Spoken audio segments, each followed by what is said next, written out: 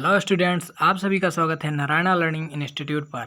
Narayana learning institute ही आपका exam साथी है। तो स्टूडेंट्स, आज मैं आप सभी के सामने उपस्थित हूँ लाटी नामक एक कहानी का सारांश लेकर। ठीक है कि उसका उद्देश्य कैसे लिखा जाए, तो आज हम उसका उद्देश्य लिखना जानेंगे। ठीक है, लाटी नामक एक कहानी जो आपके पाठ्यक्रम में है, उसको किसने लिखा है? उसको एक लेखिका हैं जिनका नाम है शिवानी। शिवानी जी ने लाटी नामक ये कहानी लिखी है। तो इसका हम अच्छे तरीके से लिखना जानेंगे। क्या सारांश जानेंगे? किसमें? बोर्ड कापी में। बोर्ड कापी में इसका सारांश लिखना जानेंगे। तो अगर आप चैनल पे नए हैं तो चैनल को सब्सक्राइब करके बेल आइकन को जरूर प्रेस कर लेना, ठीक है, ताकि अगली वीडियो आपके पास सबसे पहले पहुंच जाए। चलिए देखते हैं कि लाटी का सारांश अपने कॉपी में कैसे लिखें।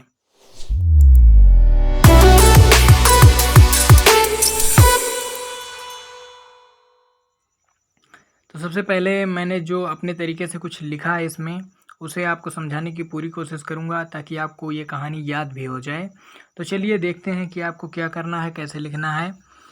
तो जैसे कि आपको उत्तर नंबर डाल करके आपको लाटी लिखना है, और लाटी के बाद अगर आप लिख रहे हैं लाटी का सारांश या उद्देश्य जिसे कहते हैं, आप सभी उद्देश्य या सारांश, ठीक है। अगर आप सारांश लिख रहे हैं लाटी का, तो लाटी का जब सारांश आप लिखेंगे तो उसमें एक चीज़ आप करिएगा। क्या करना है? उनका नाम जिसने लिखा है, जो जिस लेखक या लेखिका ने, उनका नाम आपको डाल देना है, ठीक है। अगर आप उनका नाम डाल देंगे तो एग्जामिनर समझेगा कि हाँ, ये लड़का पढ़ा लिखा है, ये आगे भी सही लिखा होगा, क्योंकि उनका नाम से वो जान जाएगा। तो आपको नाम लिख देना है। जैसे कि मैंने लिखा है कि शिवानी जी द्वारा रचित कहानी लाटी में एक नारी जीवन की दयनीय दशा पर मार्मिक चित्रण किया गया है, ठीक है। तो इसमें एक नारी जीवन को बताया गया है। अगर आप लाटी कहानी पूरी पढ़ें तो, अगर आप कहानी को, जो आपके पाठ्यक्रम में कहानी है लाटी, अगर उसको आप पूरा कम से कम 5 बार पढ़ लेते हैं, ठीक है, जब आपका पेपर आने वाला हो या अभी से भी अगर आप पढ़ते चले जाएंगे तो आपको याद करने की, रटने की कोई ज़रूरत नहीं पड़ेगी। सारांश को आप वहाँ लिख के आएंगे। हिंदी एक ऐसी चीज़ है कि अगर आप उसको पढ़ते जाएंगे, अगर आप उसे रट नहीं रहे हैं, सिर्फ पढ़ भी रहे हैं, तो भी आप 90% ला सकते हैं, ठीक है। 90% मैं गारंटी के साथ कह सकता हूँ कि आप 90% ला सकते हैं, यदि आप डेली बेसिस पर आप उसे पढ़ते हैं तो। हिंदी एक ऐसी चीज़ है। तो चलिए आप टॉपिक पर ध्यान देते हैं। अब मैं आपको इसका सारांश बताने जा रहा हूँ, ठीक है। तो पूरा देखिएगा ताकि आपको एक बार मैं बता दूँ, पढ़ा दूँ, तो भी और समझ में आ जाए। कप्तान जोशी अपनी रोगिणी पत्नी बानो के साथ टीबी अस्पताल गोठिया सैनिटोरियम के बंगले नंबर 3 के पलंग के पास दिन भर आराम कुर्सी डाले बैठा रहता था।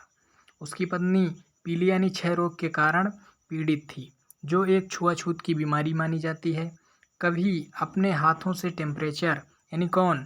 कप्तान जोशी जो था, वो कभी अपने हाथों से टेम्परेचर चार्ट भरता और कभी समय देखकर दवाइयाँ देता। किसको? बानो को, अपनी पत्नी को। यहाँ पर जो बानो है, उसकी पत्नी, उसकी जब शादी हुई थी तो जब कप्तान जोशी कहाँ पर था, यानी कि जब लड़ाई हो रही थी वहाँ पर था। तो इनमें जो इनके बानों को इनकी ननद और कई सारे लोग और गांव की कई औरतें इनको ताने देकर सुनाती थी कि आपका कप्तान जोशी, अभी आपकी शादी हुई है नई नई और वो लड़ने चला गया है, आप यहीं पर हों तो ये कैसा पति है, यही सब मतलब ताने देती थी।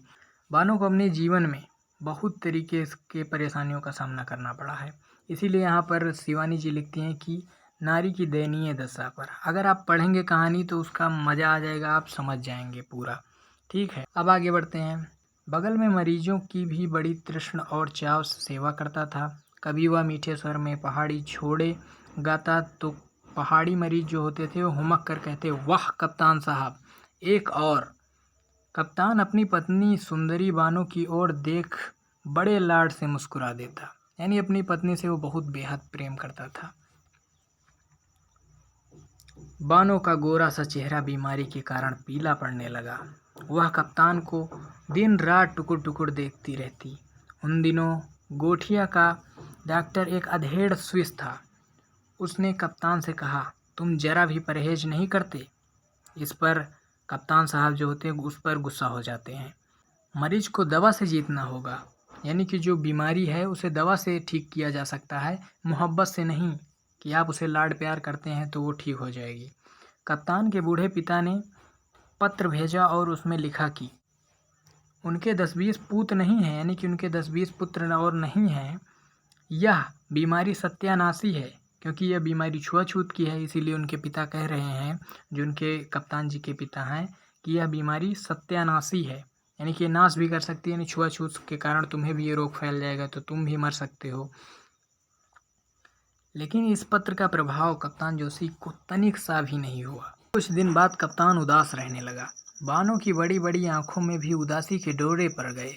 कप्तान को वे पुराने दिन याद आने लगे, जब वह बानों को अपने ओवरकोट में लपेटकर अपनी देह से सटाए लंबे चीड़ की छाया में बैठा रहता था। वह बानों से बेहद प्रेम करता था। एक दिन शाम होते ही बानों मुरझाने लगी। डॉक्टर ने कप्तान को कमरा खाली करने का नोटिस भी दे दिया और कहा कि कल ही मरीज को ले जाना, क्योंकि मरीज 3 से 4 दिन के अंदर ही मर जाएगा, यानी कि 3-4 दिन से ज़्यादा नहीं बचेगा।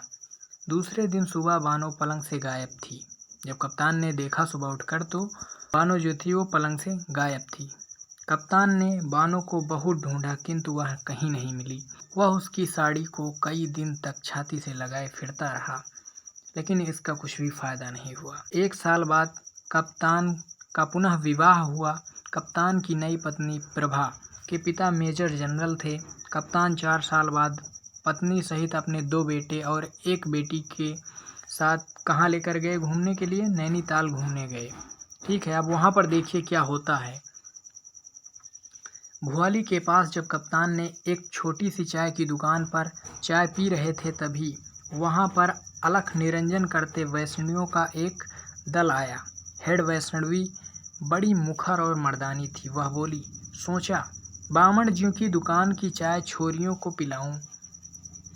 दुकानदार ने कहा कि अरे लाटी भी आई है क्या?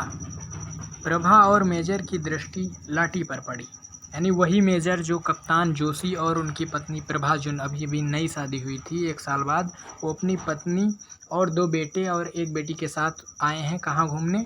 नैनीताल। तो वहीं पर एक छोटी सी चाय की दुकान मिलती है, तो वहाँ पर क्या आते हैं? वैष्णवियों का एक दल आता है। क्या कहते हुए? अलख निरंजन करते हुए। तो उसमें से एक लाटी होती है, जिसको दुकानदार शायद पहचानता रहा होगा, तभी कहा कि दुकानदार ने क्या कहा? अरे लाटी भी आई। शायद वो पहचान रहा होगा, तभी कहा है। तो प्रभा, यानी कि वही प्रभा जो भी हाल ही में शादी हुई, मेजर यानी कप्तान जोशी, उनकी भी दृष्टि लाटी पर पड़ी। लाटी देवांगना सी लाटी ने हंस दिया। मेजर का शरीर सुन्न पड़ गया। शायद वह बानो ही थी। यहाँ पर एक कैसा दृश्य उत्पन्न हो रहा होगा, आप सोच के देखिए। प्रभा बोली, यह गूंगी है क्या? यानी कि मेजर की जो पत्नी, यानी कप्तान जोशी की जो पत्नी अभी नई वाली प्रभा, वो बोली, यह गूंगी है क्या? यानी जो बोल नहीं सकता।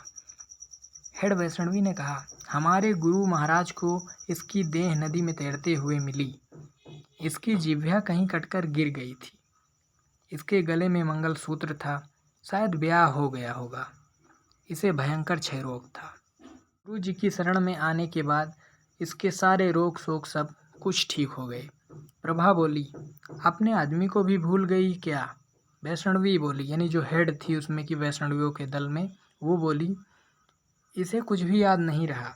इसके बाद चाय के पैसे को देकर वैष्णवी ने हल्की सी ठोकर मारकर कहा, उठ लाटी, चल चलते हैं। वे सभी चले गए। लाटी भी अपने दल के पीछे पीछे चली गई। बस यहीं पर लाटी यही कहानी है। यानी कि ज्ञात होता है कि लाटी जो थी, जो लाटी है इस कहानी में का जो शीर्षक, जो इसका नाम है, वो शायद बानो के ऊपर बना है। ठीक है, बानो के ऊपर ही बना है, जो कप्तान जोशी की पत्नी थी। आशा करते हैं आपको ये मार्मिक वर्णन पसंद आया होगा। अगर पसंद आया है तो वीडियो को लाइक कर दें, चैनल को सब्सक्राइब करके बेल आइकन को प्रेस कर दें। चलिए मिलते हैं नेक्स्ट वीडियो में, तब तक के लिए धन्यवाद। जय हिंद, वंदे मातरम।